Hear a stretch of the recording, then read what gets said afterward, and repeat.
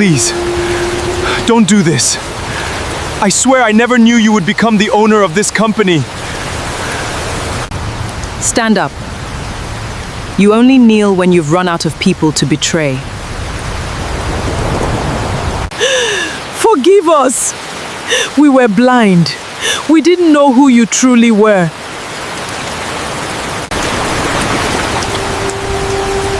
No, you knew exactly who I was.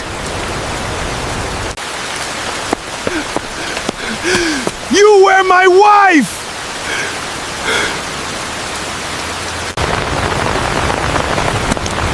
No, I was the woman you threw into the street with nothing.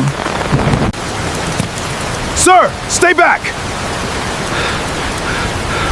Stay back. Escort them out! Escort them out. 6 years earlier.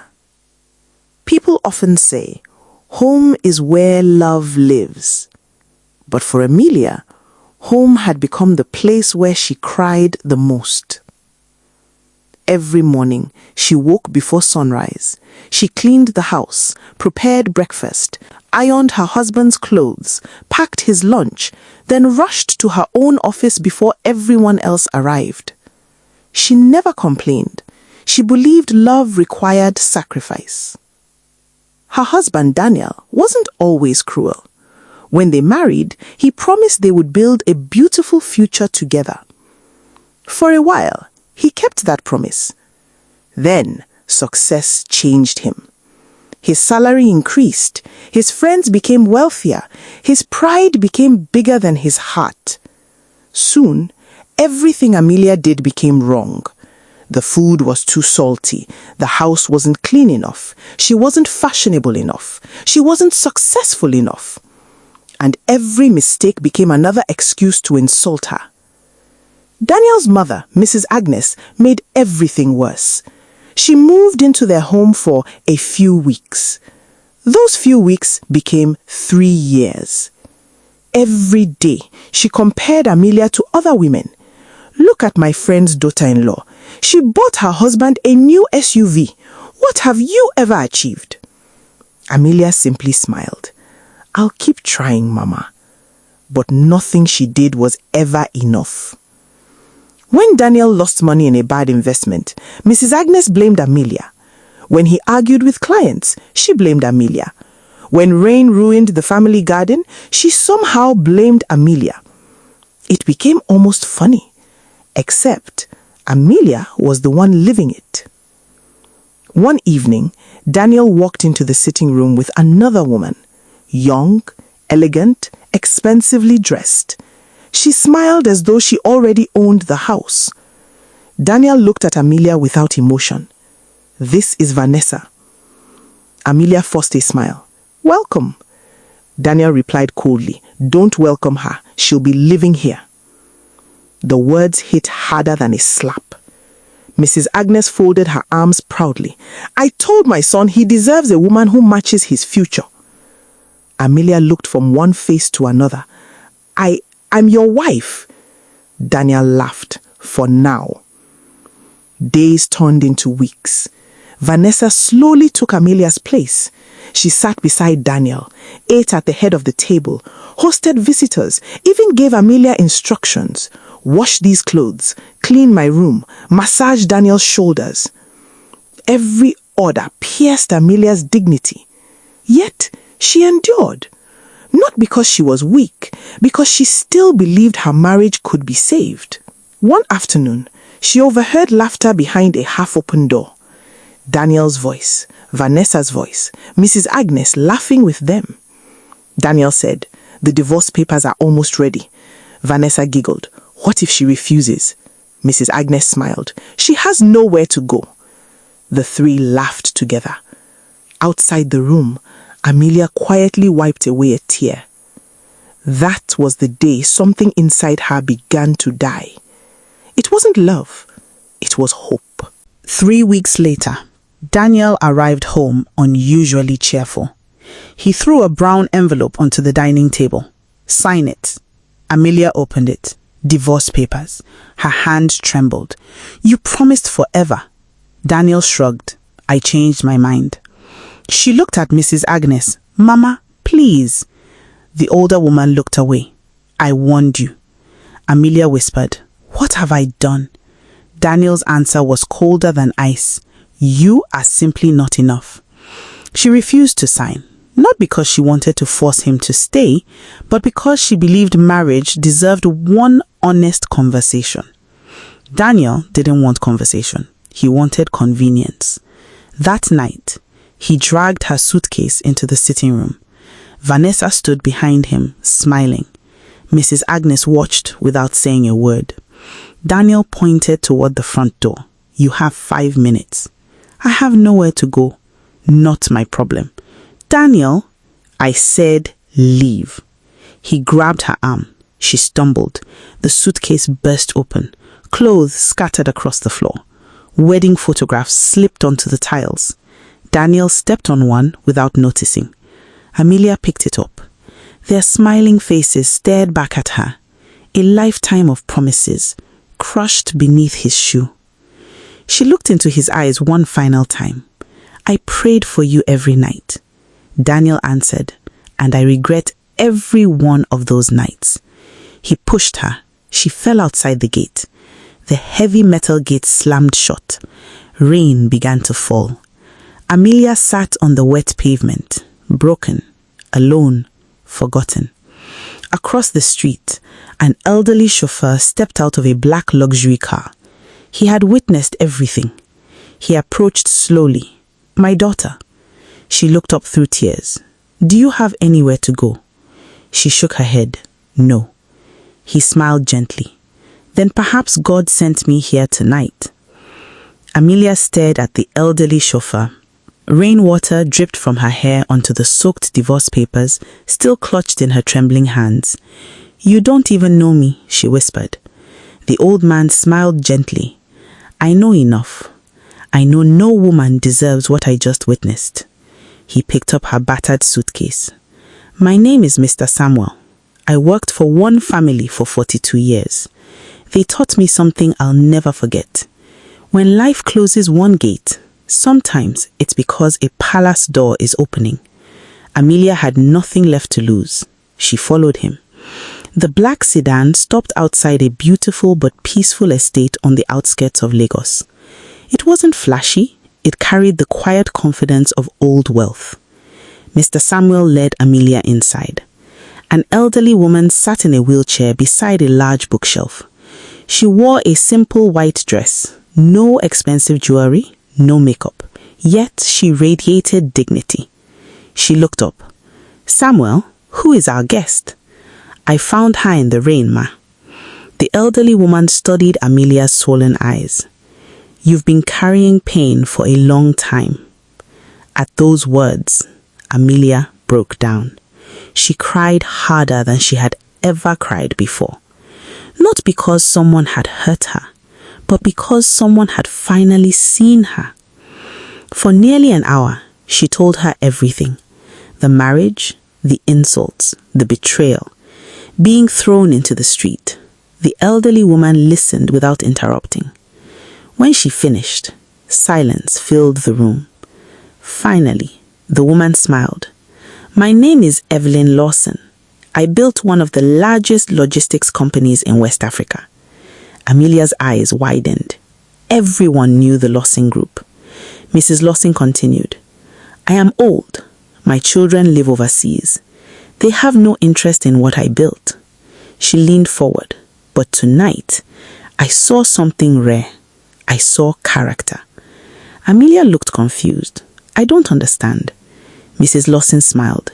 You lost everything, but you never spoke with hatred. That cannot be taught. For nearly an hour, Amelia stayed for 1 week, then another. She insisted on helping around the house, cooking, organizing files, keeping Mrs. Lawson company. One afternoon, she noticed stacks of company reports scattered on a study table. Without saying anything, she arranged them into categories, corrected several accounting mistakes, added color-coded notes. When Mrs. Lawson entered the room, she stopped in surprise. Who did this?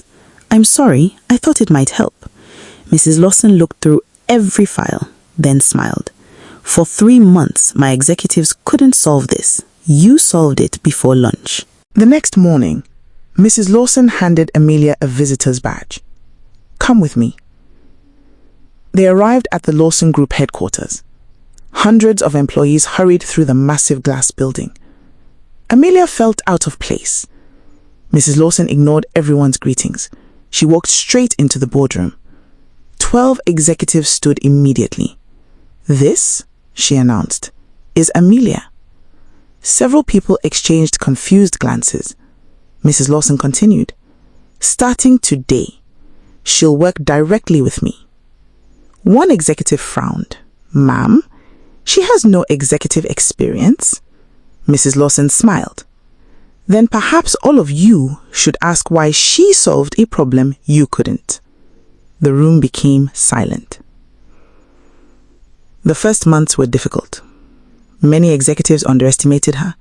Some ignored her suggestions, others laughed behind her back. One manager even said, "She'll quit before the end of the month." Amelia heard every word. She answered none of them. Instead, she arrived before everyone. She left behind everyone. She studied contracts until midnight. She attended online business classes, read leadership books, learned finance, negotiation, corporate law. Every night she remembered Daniel's voice. You are simply not enough. Instead of crying, she studied harder. His cruelty became her fuel. 6 months later, Lawson Group faced its biggest crisis. A multi-million-dollar contract was about to collapse. Executives argued for hours. Nobody had a solution. Amelia quietly raised her hand. The room fell silent. She presented a completely different strategy. Not louder, simply smarter. Mrs. Lawson nodded. Implement it. 3 weeks later, the company not only saved the contract, it doubled its profits. For the first time, the executives applauded Amelia, not because they liked her, because they respected her. That evening, Mrs. Lawson invited Amelia onto the rooftop overlooking Lagos. The city lights sparkled beneath the night sky. You've changed, Mrs. Lawson said. Amelia smiled softly. No, I finally discovered who I always was. Mrs. Lawson reached into her handbag. She removed a small velvet box. Inside was a gold company pin engraved with the Lawson crest. I've only given this to 3 people. My late husband, my eldest son, myself. She carefully pinned it onto Amelia's jacket. Welcome home. Tears filled Amelia's eyes. For the first time in years, the word home no longer hurt. She finally belonged somewhere. She had lost a husband, but she had found a purpose. She had lost a house, but she had gained a future.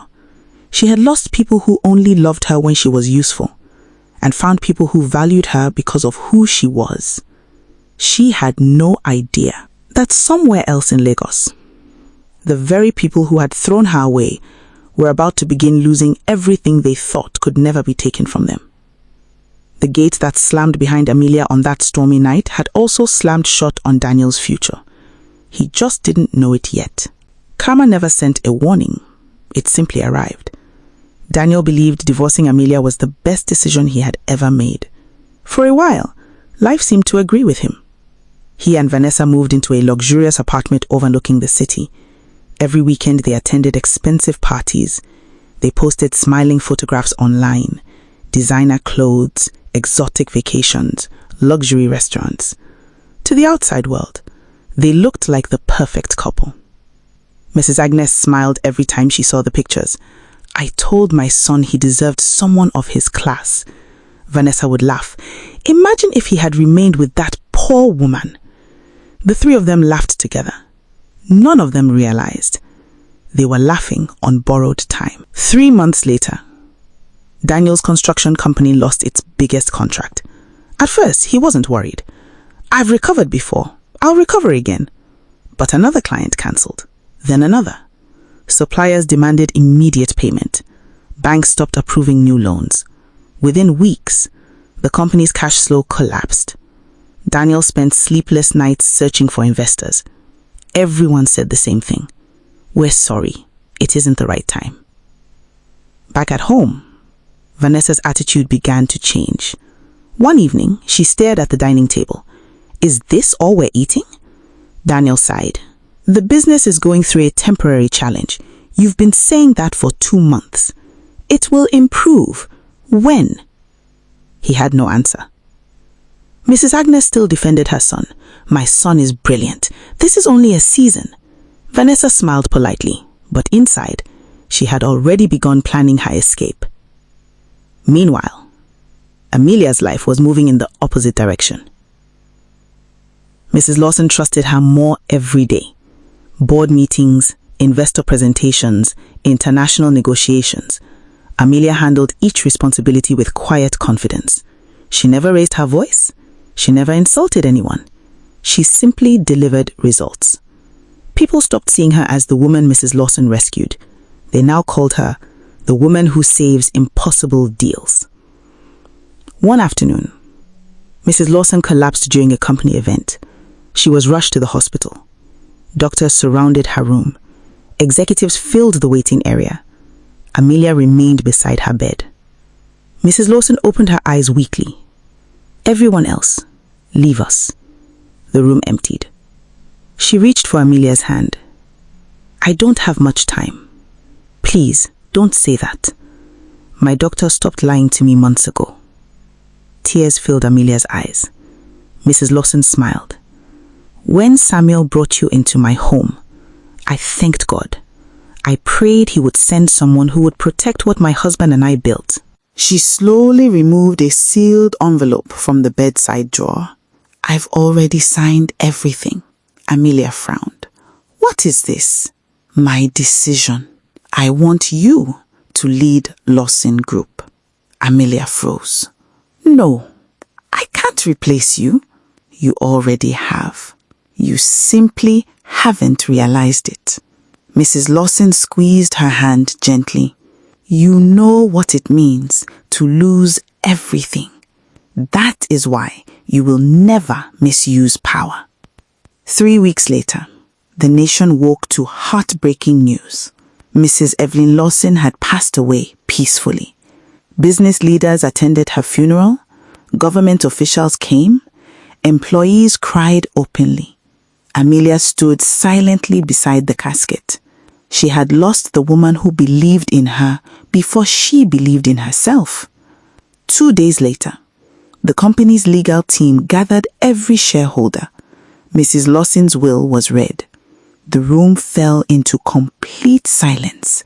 The late chairwoman appoints Amelia Lawson by legal adoption, gasps filled the room, as the new chairperson and chief executive officer of Lawson Group. Several executives stared in disbelief. One shareholder stood. There must be some mistake. The lead attorney calmly handed him the signed documents. There is no mistake. The decision was finalized months ago. Amelia lowered her head. Tears rolled silently down her cheeks. She wasn't crying because she had become CEO.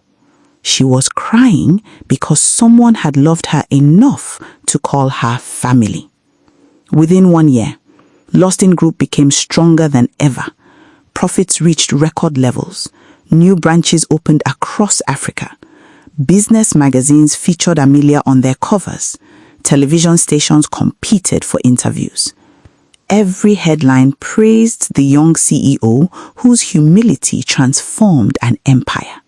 Yet, she never spoke about her past. She never mentioned Daniel or Vanessa or Mrs. Agnes. She carried no bitterness, only wisdom. Across town, Daniel's world was collapsing. Debt collectors arrived almost daily.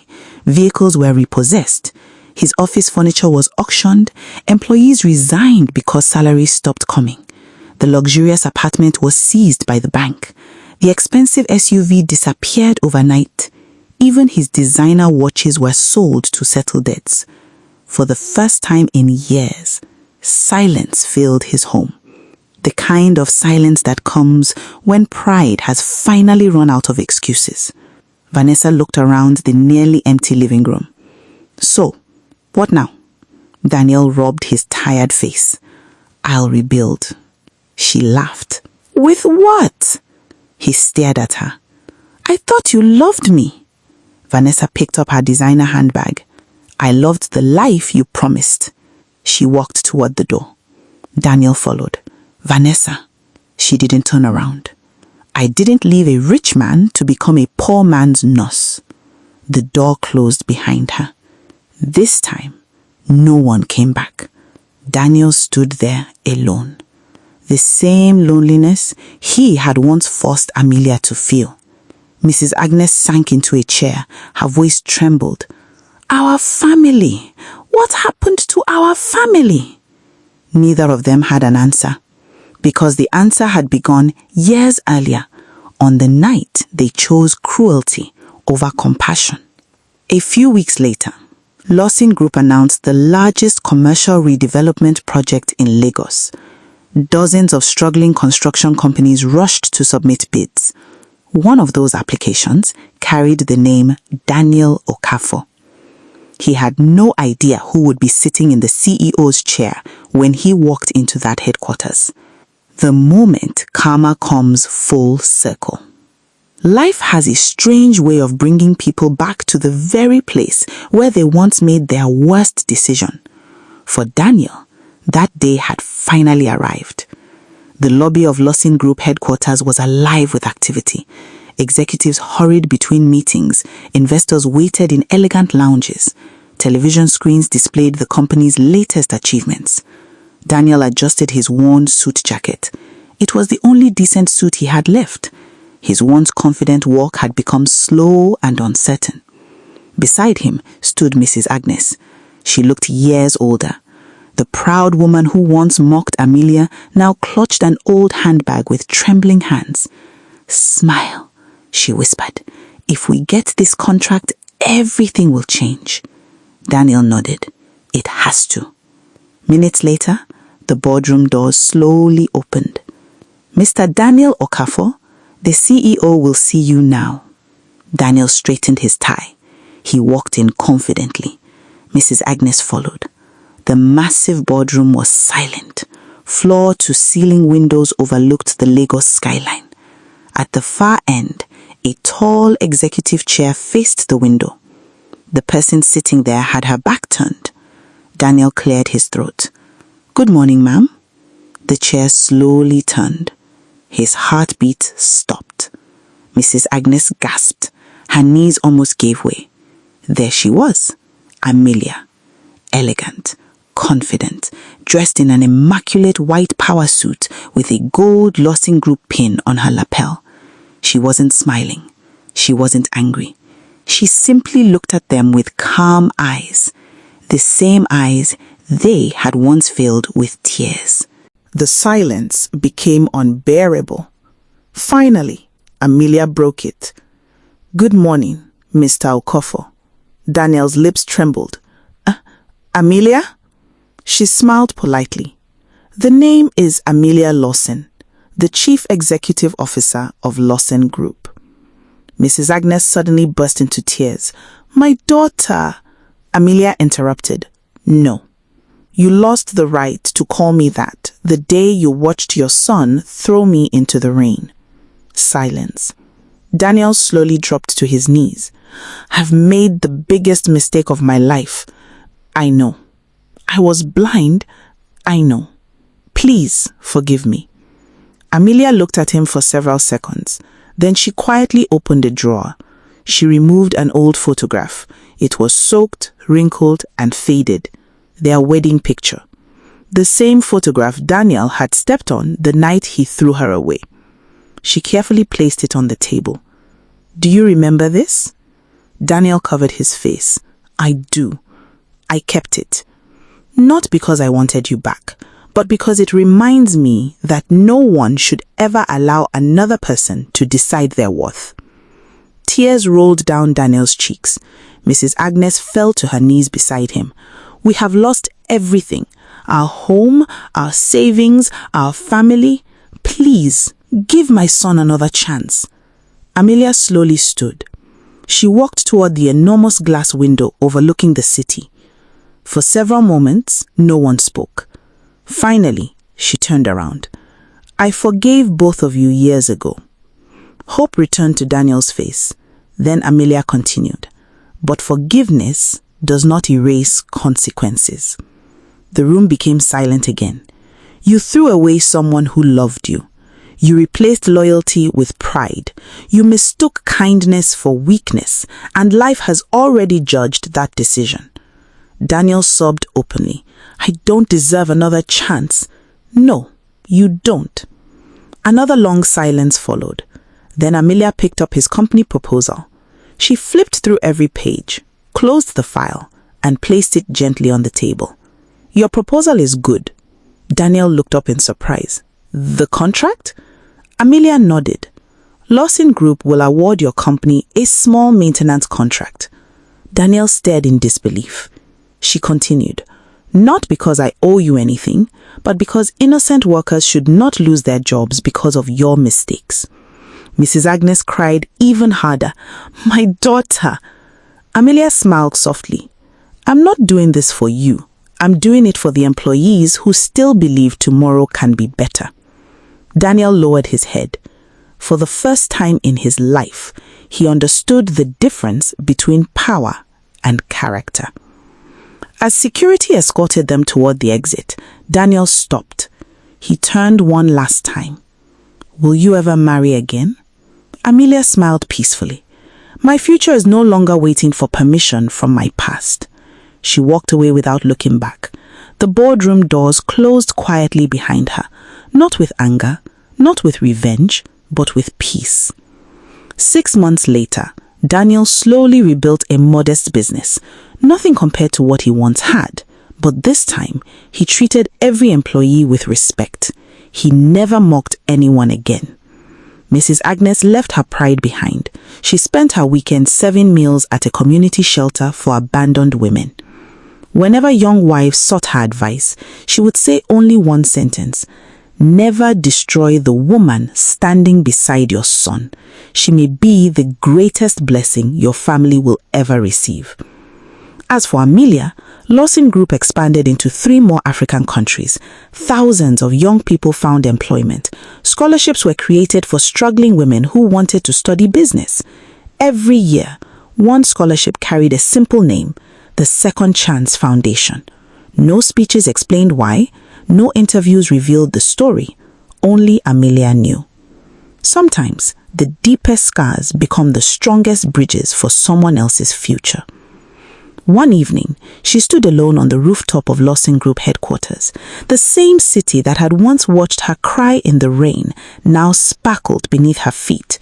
She smiled, not because she had become wealthy, not because she had become powerful, but because she had discovered something far greater. The people who tried to break her unknowingly introduced her to the woman she was always meant to become. She looked toward the sunset and whispered, "Thank you, God, for not answering the prayers that would have kept me where I no longer belonged." The camera slowly pulled away. The city lights shimmered. The music softened, fade to black. If this story touched your heart, remember this: never measure someone's future by their present struggle. The person the world overlooks today may become the one everyone admires tomorrow. If you enjoyed this story, please like, share, and subscribe to Gracious Folktales. Turn on notifications so you never miss another powerful story where every emotion is earned and every act of kindness or cruelty finds its reward.